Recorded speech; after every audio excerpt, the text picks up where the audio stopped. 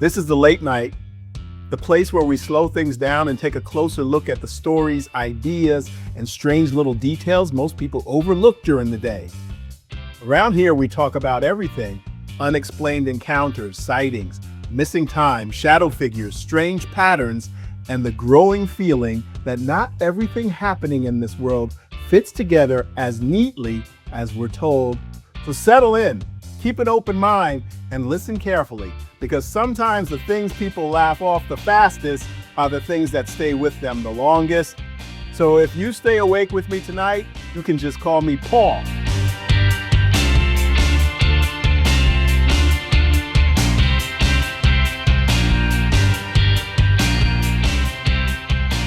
Our first guest tonight is Dr. Evelyn Cross, author of The Shadow at the Bedside.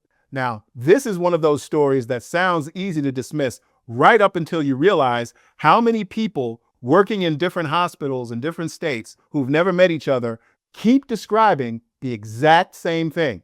Night shift nurses across the country have quietly reported patients speaking about a tall, shadow-like figure standing in the corner of their hospital rooms, sometimes just minutes before they pass away. Some patients describe it calmly, others are terrified, but the descriptions are often strangely consistent.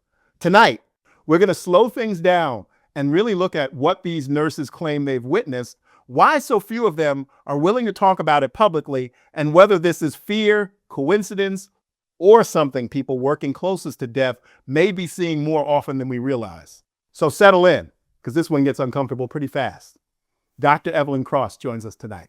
Dr. Evelyn Cross, welcome. I appreciate you being here tonight. You know, a lot of people hear stories like this and immediately push them away. But every once in a while, a subject keeps resurfacing in enough places from enough different people that you start feeling like maybe it deserves a closer look. Before we get into the stories from hospitals and the reports from nurses around the country, I'd like to start with you for a moment. Tell us a little bit about your background. How did you first get involved with researching these kinds of paranormal experiences? And what was the moment that made you realize this was something you couldn't just explain away and move on from?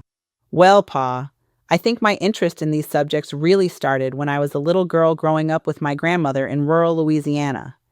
She was the kind of woman people in town quietly called gifted. She believed deeply in spirits, intuition, and the idea that death wasn't always the end of a person's presence. A lot of people dismissed her as superstitious, but I remember her telling me stories that, even as a child, felt too specific and too personal to completely ignore. As I got older, that fascination stayed with me, and over the years I've written 13 books exploring different paranormal phenomena, from unexplained sightings to near-death experiences. But this latest book, The Shadow at the Bedside, came from something different. Letters. I started hearing from nurses, hospice workers, and even family members all describing eerily similar experiences involving patients speaking about a tall, shadow-like figure shortly before death. The similarities were unsettling enough that I felt I had to start investigating, and the deeper I looked into it, the more difficult it became to simply dismiss as coincidence. Now, Dr. Cross, before we get deeper into the hospital stories, I want to circle back for a moment to your grandmother down in rural Louisiana, because a lot of times these journeys start long before the books and interviews. When you were a little girl, what were some of the things she did, or maybe things people around town said about her, that first made you realize she might have been different? Was there an early moment where you stopped seeing it as just stories from your grandmother and started thinking maybe she really did have some kind of gift? One of my earliest memories, I must have been 4 or 5 years old, was going with my grandmother to a birthday gathering at the home of one of my school friends down in rural Louisiana. Everything was normal at first. Kids running around, adults talking, music playing from the kitchen radio. Then suddenly, one of the little girls started choking on a piece of candy, and within seconds, the whole room turned chaotic. People were screaming, crying, trying to figure out what to do. But back then, there was no quick emergency service where we lived, and nobody there knew CPR, not even my grandmother. I remember the little girl collapsing and going frighteningly still, and her mother just screaming hysterically. My grandmother walked over calmly, took a white handkerchief from her purse, laid it gently across the child's face, and started moving her hands slowly above her while whispering something I couldn't understand. The room got strangely quiet for a moment, and then the little girl suddenly started coughing hard and gasping for air. A few seconds later, she sat upright crying, completely alive. I remember looking at my grandmother afterward, and for the first time in my life, thinking, maybe the stories people told about her weren't just stories.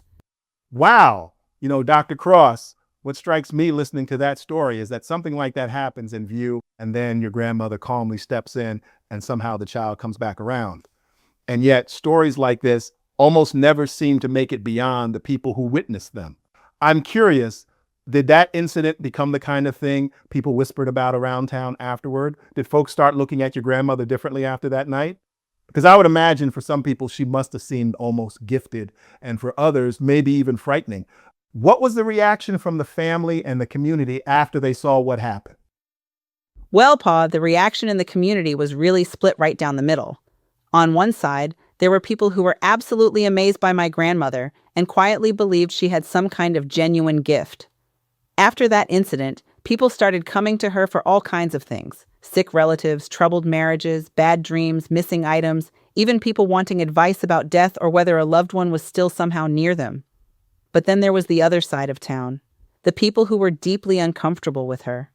I remember hearing whispers as a child, people calling her strange, saying she was practicing witchcraft, or claiming no normal person could do the things they saw her do without something dark being involved. In a deeply religious rural community back then, anything unexplained frightened people very quickly. So my grandmother lived in this strange space where half the town sought her out in secret, and the other half crossed the street to avoid her. And as a little girl, growing up around that kind of tension had a profound effect on me. Dr. Cross, I'm curious what that was like for you growing up as a young girl, carrying all of this around, especially once you got into middle school and high school and started becoming more aware of how other people viewed your family. Did your grandmother's reputation in that small Louisiana town ever spill over onto you personally, through rumors, isolation, or the way people treated you? And looking back now, do you think growing up around that tension pushed you deeper into these subjects? Or did part of you spend years trying to get away from them? Oh, absolutely, Pa. By the time I was in middle school, I was already very aware that my family was viewed differently in town. Kids can be cruel when they hear adults whispering things at home, and there were definitely rumors that followed me. Some children thought my grandmother was fascinating, but others were genuinely afraid of her, and by extension, afraid of me. I remember classmates joking that I came from a family of witches or asking strange questions about whether my grandmother could talk to the dead. There were moments where I felt isolated, and as a teenager, I actually tried very hard to distance myself from all of it. I focused heavily on school because education felt safe, logical, structured. It gave me a world where things were supposed to have answers. That eventually led me into teaching and later into writing because I realized I had this constant need to understand why people believe what they believe and why certain unexplained experiences continue to repeat themselves across generations and cultures. And the strange thing is, the more I tried to move away from my grandmother's world, the more those same subjects kept finding their way back into my life through the stories and experiences of other people. In the next episode, we'll go deeper with Dr. Cross as we begin focusing in on the shadow-like figures nurses across the country say patients have been reporting shortly before death. We'll explore the similarities in these accounts, why so many medical workers are hesitant to speak publicly about them, and what Dr. Cross uncovered during her investigation for the shadow at the bedside. So stay tuned, because this story only gets stranger from here, right here on The Late Night.